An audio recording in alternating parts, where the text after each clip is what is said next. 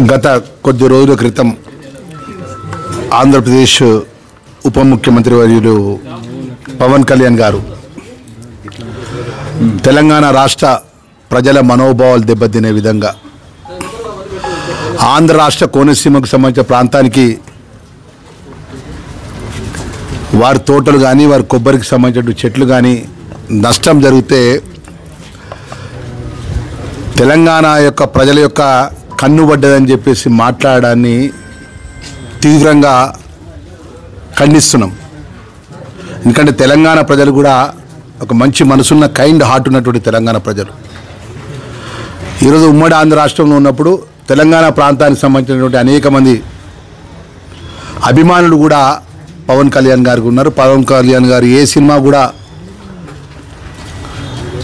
Release చేస్తే వేలాది మంది అభిమానులు పెద్ద ఎత్తున స్వాగతం పలికి మా హీరో అన్నటువంటి గొప్పగా అభిమానిస్తారు తెలంగాణ ప్రజలు. మరి అలాంటి పవన్ కళ్యాణ్ ఆంధ్ర రాష్ట్ర ఉప ముఖ్యమంత్రిగా బాధ్యత గల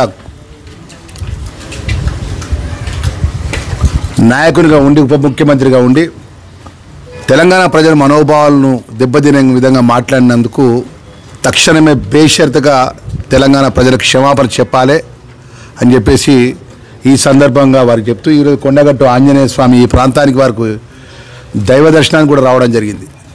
మన ఆ కొండగట్టు ఆంజనేయ స్వామి ఆయన బుద్ధిని మార్చి దీన్ని చేసిన తప్పును ఒప్పుకొని తెలంగాణ ప్రజల ఉద్దేశించి మాట్లాడిన మాటలకు నేను క్షమాపణ చెప్తున్నా అని చెప్తే ఆయనకు చాలా మంచిగా ఉంటుంది, మంచి పద్ధతి అని చెప్తున్నా. ఎందుకంటే మనం ప్రజలతో ఎన్నుకోబడ్డప్పుడు భారతదేశంలో ప్రపంచంలో ఎవరితో ఏ వర్గాంతమైనా కూడా మంచిగా ఉండే విధంగా ఉండాలి.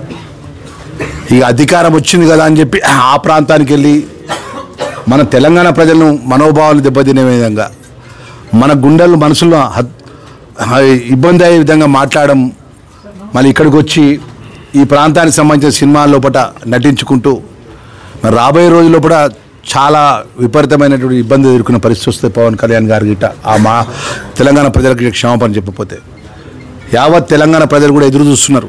సరే ఆయన జరిగిన కొద్ది రోజుల క్రితం జరిగిన మొన్నటి వరకు కూడా ఎవరు మేము మాట్లాడలే రాష్ట్ర మంత్రులను కూడా.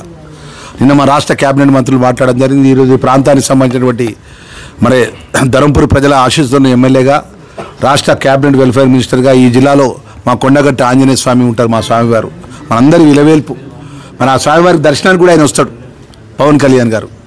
మరి అందుకే మరి వారిని ఇలా దర్శనం చేసుకొని స్వామివారి కొండగట్టు ఆంజనేయ స్వామి దర్శనం చేసుకొని ఆ దర్శనం తర్వాత ఆ స్వామివారి వారు చేసిన తప్పును నేను తెలంగాణ ప్రజల మనోభావాలు దెబ్బతినే విధంగా మాట్లాడినా అని చెప్పేసి ఆ స్వామివారిని కనుపాన్ని కలిపియాలని చెప్పేసి ఇవాళ స్వామివారి దర్శనం చేసుకున్నాం.